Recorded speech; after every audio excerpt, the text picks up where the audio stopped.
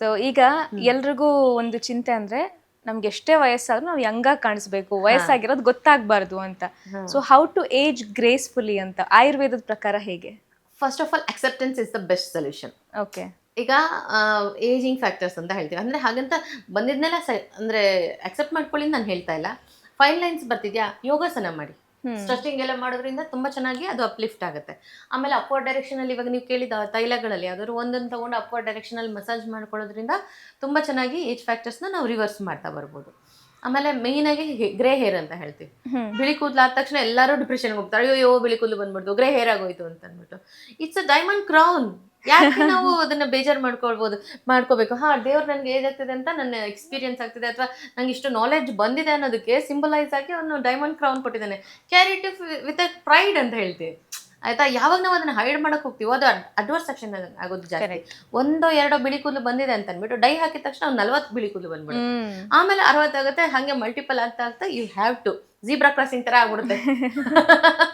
ಅರ್ಧ ಬ್ಲ್ಯಾಕ್ ಅರ್ಧ white. So ಅದೆಲ್ಲ ನಾವು ಕೆಮಿಕಲ್ ಹೋದಾಗ ಮಾತ್ರನೇ ಹಾಗೆಲ್ಲ ಅಡ್ವರ್ಸ್ ಆಕ್ಷನ್ ಆಗೋದು. ನ್ಯಾಚುರಲ್ ಆಗಿ ನಾವು ಕ್ಯಾರಿ ಮಾಡೋದಕ್ಕೆ ನಾನು ಎಷ್ಟೆಷ್ಟು ದೊಡ್ಡ ದೊಡ್ಡ ಲೆಜೆಂಡ್ಸ್ಗಳದ್ದು ಇವಾಗ ಎಕ್ಸಾಂಪಲ್ ಕೊಡ್ಬೋದು. ಇನ್ಫ್ಯಾಕ್ಟ್ ಸುಧಾ ಮೇಡಮ್ ಇದಾರಲ್ಲ, ಇನ್ಫೋಸಿಸ್ ಸುಧಾ ಮೇಡಮ್. ಸೊ ಅವ್ರು ನೋಡಿ ಅವ್ರ ಏಜ್ನ ಎಷ್ಟು ಚೆನ್ನಾಗಿ ಗ್ರೇಸ್ಫುಲ್ ಆಗಿ ಕ್ಯಾರಿ ಮಾಡ್ತಾರೆ. She can afford expensive product, but ಅವ್ರ ಗ್ರೇ ಹೇರ್ನ ಯಾವತ್ತೂ ಹೈಡ್ ಮಾಡಿಲ್ಲ, ಅವ್ರ ಏಜ್ನ ಯಾವತ್ತೂ ಹೈಡ್ ಮಾಡಿಲ್ಲ, ಅವ್ರ ಲೆಗೆಸಿನ ಯಾವತ್ತೂ ಹೈಡ್ ಮಾಡಿಲ್ಲ. She is set an example for so many ಅಂತ ಹೇಳೋದಕ್ಕೆ ಇಷ್ಟಪಡ್ತೀನಿ. ಸೊ ಯಾವ್ದು ಹೆಂಗೆ ಬರುತ್ತೋ ಹಾಗೆ ಕ್ಯಾರಿ ಮಾಡ್ತಾ ಬರಬೇಕು. ಮತ್ತೆ ಏಜ್ ಯಾವತ್ತೂ ನಿಲ್ಲಲ್ಲ. ನಾನು 16 ಇಯರ್ಸ್ ಅಲ್ಲೇ ಇರ್ತೀನಿ ಅಂದ್ರೆ ಆಗೋದಿಲ್ಲ, 60 ಇಯರ್ಸ್ ಆಗೇ ಆಗುತ್ತಲ್ಲ. ಸೊ ಹೆಂಗೆ ಇರ್ತೀವೋ ನಾವು ಇರೋದನ್ನ ಕಾನ್ಫಿಡೆಂಟ್ ಆಗಿ ಕ್ಯಾರಿ ಮಾಡಬೇಕು. ಅಯ್ಯೋ ದಪ್ಪ ಆಗ್ಬಿಟ್ಟೆ, ಅಯ್ಯೋ ಸಣ್ಣ ಆಗ್ಬಿಟ್ಟೆ, ಅಯ್ಯೋ ರಿಂಕಲ್ ಬಂದ್ಬಿಡ್ತು ಅಂತ ಅನ್ನೋದಕ್ಕಿಂತ ಬಂದಿದ್ಯಾ, ಯಾವ್ದ್ರಿಂದ ಬಂದಿದೆ ಅದನ್ನ ಪ್ರಾಬ್ಲಮ್ ಸಾಲ್ವ್ ಮಾಡ್ಕೋಬೇಕು. ಮತ್ತೆ ಎಲ್ಲದಕ್ಕಿಂತ ಇಂಪಾರ್ಟೆಂಟ್ ನೀರು ಕುಡಿಯೋದು. ನಾವು ಎಷ್ಟು ನೀರು ಕುಡಿತಾ ಬರ್ತೀವೋ ಅಷ್ಟು ಏಜ್ ಫ್ಯಾಕ್ಟರ್ಸ್ನ ರಿಡ್ಯೂಸ್ ಮಾಡ್ತಾ ಬರ್ಬೋದು. Hydration is very important. ನೀರು ಚೆನ್ನಾಗಿ ಕುಡಿಬೇಕು. ಆಮೇಲೆ ಫೇಸ್ಗೆ ಹೈಡ್ರೇಷನ್ ಕೂಡ ಮಾಡಬೇಕು. ಅದನ್ನ ಹೇಳ್ಕೊಡ್ಲಾ ನಿಮಗೆ? ಸೊ ಹೇಗೆ ನಾವು ನೀರು ಕುಡಿದಾಗ ಬಾಡಿ ಒಂಥರ ಹಬ್ಬ ಆರಾಮಾಯ್ತು, ಹೊರಗಡೆಯಿಂದ ಬಂದ ತಕ್ಷಣ ನಮಗೆ ಬೇರೆ ಏನೂ ಬೇಡ, ನೀರು ಕುಡಿಯೋಣ ಅಂತ ಅನಿಸ್ತಾ ಇರುತ್ತೆ. ಸೊ ಹಾಗೇನೆ ನಮ್ಮ ಸ್ಕಿನ್ನಿಗೂ ಬೇಕಾಗುತ್ತೆ ಹೈಡ್ರೇಷನ್. ಅವಾಗ ಯಾವುದೋ ಕೆಮಿಕಲ್ ಸ್ಕಿನ್ಗೆಲ್ಲ ಹಾಕುವಂಥ ಮಿಸ್ಟ್ಗಳು ಮತ್ತೆ ಟೋನರ್ಗಳನ್ನೆಲ್ಲ ಅಪ್ಲೈ ಮಾಡ್ಕೊಳ್ಳೋ ಬದಲಿಗೆ ಮನೇಲೆ ಸಿಗುವಂತ ಇದು ಪನ್ನೀರ್ ರೋಲ್ಸ್ ಅಂತ ಸಿಗುತ್ತೆ, ಆಯ್ತಾ? ಪನ್ನೀರ್ ರೋಸ್ ಅಂತ ಅರೋಮ್ಯಾಟಿಕ್ ಆಗಿರುತ್ತೆ. ಸೊ ಅದು ಈಸಿಲಿ ಎಲ್ಲ ಕಡೆ ಅವೈಲೇಬಲ್ ಇರುತ್ತೆ. ಕಲರ್ ಬರಲ್ಲ, ಅದರಲ್ಲಿ ಒಂದೇ ಕಲರ್, ಪಿಂಕ್ ಕಲರ್ ಅಷ್ಟೇ ಬರುತ್ತೆ. ಸೊ ಪನ್ನೀರ್ ರೋಸ್ನ ತಗೊಂಡು ಚೆನ್ನಾಗಿ ವಾಶ್ ಮಾಡಿ ಸ್ವಲ್ಪ ಕ್ರಷ್ ಮಾಡಿ ನೀರಿಗೆ ಹಾಕಿ ಚೆನ್ನಾಗಿ ಕುದಿಸ್ಬೇಕು. ಅದನ್ನು ಫಿಲ್ಟರ್ ಮಾಡಿ ಇಟ್ಕೊಂಡ್ರೆ ರೆಡಿ ಆಗುತ್ತೆ ನಿಮ್ಮದೇ ಓನ್ ಅಂದರೆ DIY ಅಂತ ಹೇಳ್ತಾರಲ್ಲ. So DIY rose water ready ಆಗಿಬಿಡುತ್ತೆ. ಅದನ್ನು ಫ್ರಿಜ್ಜಲ್ಲಿ ಇಟ್ಟಿದ್ರೆ ನೀವು ಎಲ್ಲಾದ್ರೂ ಆಚೆ ಹೋಗಿ ಬಂದ ತಕ್ಷಣ ಒಂದ್ಸತಿ ಅದನ್ನು ಸ್ಪ್ರೇ ಮಾಡ್ಕೊಂಡ್ರೆ ಸಾಕು, mind body and soul refresh ಆಗೋಗ್ಬಿಡುತ್ತೆ. ಸ್ಕಿನ್ನಿಗೆ ಯಾವುದೇ ಥರ ಡ್ಯಾಮೇಜ್ ಆಗಿದ್ರು ಅದನ್ನು ರೆಡ್ಯೂಸ್ ಮಾಡ್ತಾ ಬರ್ಬೋದು. ಅಂದರೆ ಯಾವ ಸ್ಕಿನ್ ಟೈಪ್ ಅವ್ರು ಬೇಕಾದ್ರೂ ಯಾರು ಬೇಕಾದರೂ, ಯಾವ ಏಜ್ ಅವ್ರು ಬೇಕಾದ್ರು, ಮಕ್ಳಿಗೂ ಅಷ್ಟೇ. ಇವಾಗ ನನ್ನ ಮಗಳಿಗೆ ಸ್ಕೂಲಿಂದ ಬಂದ ತಕ್ಷಣ ನಾನು ಬೇರೆ ಏನೂ ಹಚ್ತಾ ಇರಲಿಲ್ಲ, ರೋಸ್ ವಾಟರ್ ಸ್ಪ್ರೇ ಮಾಡಿಬಿಡ್ತಿದ್ದೆ. 5 ನಿಮಿಷ ಬಿಟ್ಟು ಫೇಸ್ ವಾಶ್ ಮಾಡ್ಕೊಂಡು ಬಾ ಅಂತ ಹೇಳ್ತಿದ್ದೆ. ಸೆಕೆಗೆ ಬೆಸ್ಟ್ ಅನ್ಸುತ್ತೆ. ತುಂಬ ಚೆನ್ನಾಗಾಗುತ್ತೆ, ತುಂಬ ಚೆನ್ನಾಗಿ ರಿಸಲ್ಟ್ ಬರುತ್ತೆ. ಅದು ಅರೋಮ್ಯಾಟಿಕ್ ಆಗಿ ಕೂಡ ಇರುತ್ತೆ. ಸ್ವೆಟ್ ಸ್ಮೆಲ್ ಅಂತ ಅಂದರೆ ಬ್ಯಾಡ್ ಓಡರ್ ಅಂತ ಹೇಳ್ತೀವಲ್ವ, ಅದು ಕೂಡ ರೆಡ್ಯೂಸ್ ಆಗುತ್ತೆ. ಇಡೀ ಬಾಡಿಗೆ ನೀವು ಅದನ್ನು ಸ್ಪ್ರೇ ಮಾಡ್ಕೊಳ್ಬೋದು.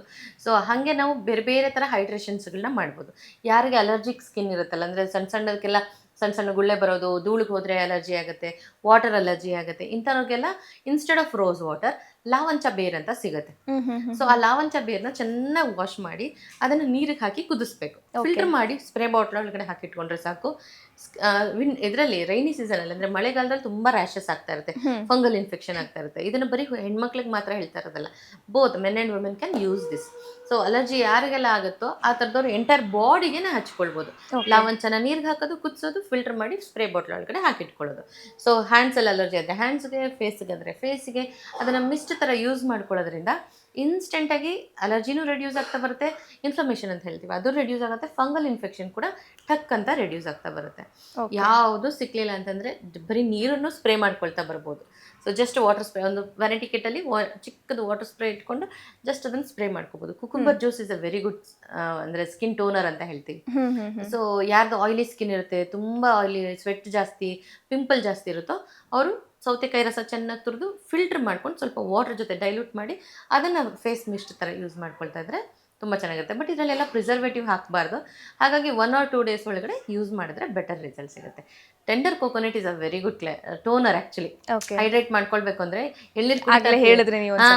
ಸೊ ಎಳ್ನೀರು ಕುಡಿತಾ ಇರ್ತೀವಲ್ಲ, ಅದರಲ್ಲಿ ಒಂದು ಅರ್ಧ ಸ್ಪೂನ್ ತೊಗೊಂಡು ಫೇಸಿಗೆ ಹಚ್ಕೊಂಡು ನೋಡಿ, ಓಕೆ ಬಾಡಿ ಎಷ್ಟು ಹೈಡ್ರೇಟ್ ಆಗುತ್ತೋ ಫೇಸು ಅಷ್ಟೇ ಹೈಡ್ರೇಟ್ ಆಗ್ಬಿಡುತ್ತೆ. So ಓಕೆ ಹೀಗೆ ಬೇರೆ ಬೇರೆ ಥರ ಹೈಡ್ರೇಷನ್ಸ್ಗಳನ್ನ ಮಾಡಿದ್ರೆ ಬೆಟರ್ ಇರುತ್ತೆ.